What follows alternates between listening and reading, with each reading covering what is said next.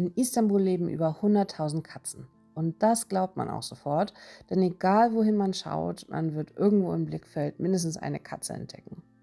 Die Istanbuler kümmern sich in der Regel liebevoll um ihre vierbeinigen Nachbarn und Istanbul ohne Katzen wäre quasi gar nicht vorstellbar. Überall sieht man Futterstationen, Wasser und Schlafplätze für die Katzen. Für uns als Katzenfans ist Istanbul natürlich das Paradies. Bewaffnet mit einigen Leckerlis konnten wir viele Katzen der Stadt glücklich machen.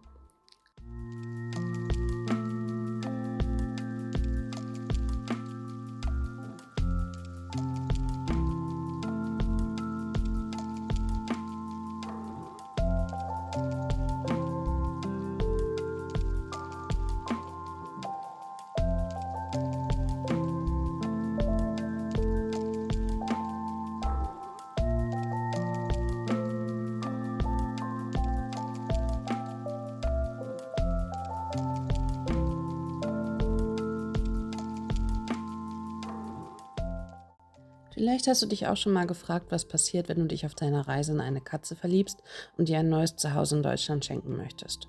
Dafür gibt es einige Ausreisebestimmungen, die das Tier erfüllen muss. Neben der normalen Grundimmunisierung wird auch eine Tollwutimpfung benötigt. Dafür muss die Katze mindestens 12 Wochen alt sein. Ein Monat nach der Impfung wird ein Titer-Test gemacht. Wenn der Wert der Tollwutantikörper im Blut ausreichend ist, gibt es eine dreimonatige Quarantänezeit. Nachdem die Quarantänezeit vorbei ist, darf die Katze dann ausreisen. Dafür braucht es zudem noch eine Bescheinigung des türkischen Amtsveterinärs. Das heißt, jedes Tier von der Straße hat eine Ausreisefrist von insgesamt 4 Monaten und ist bei Ausreise mindestens 7 Monate alt. Die Ausreisekosten für sämtliche notwendige Untersuchungen und die Quarantänezeit betragen mindestens 500 € pro Tier.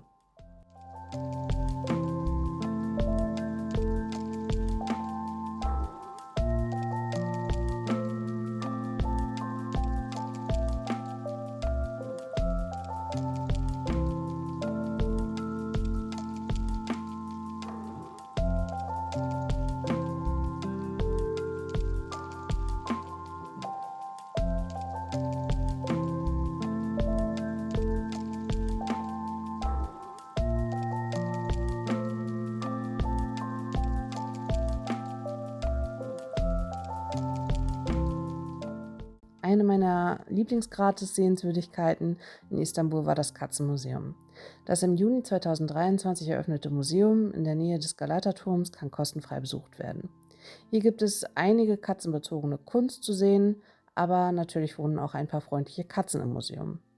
Einnahmen durch den Verkauf von Hoodies, T-Shirts, Postkarten und so weiter gehen zu 50% dem Tierwohl zugute.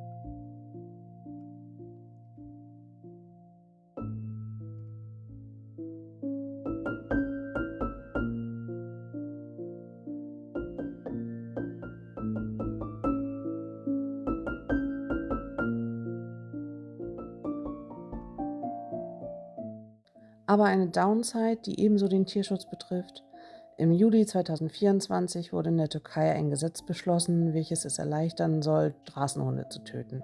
In der Türkei leben schätzungsweise 4 Millionen Straßenhunde. Tiere, die nicht nach 30 Tagen aus dem Tierheim vermittelt werden können, sollen demnach eingeschläfert werden. In der Türkei und weltweit ist dieses Gesetz nachvollziehbarerweise auf massive Kritik gestoßen.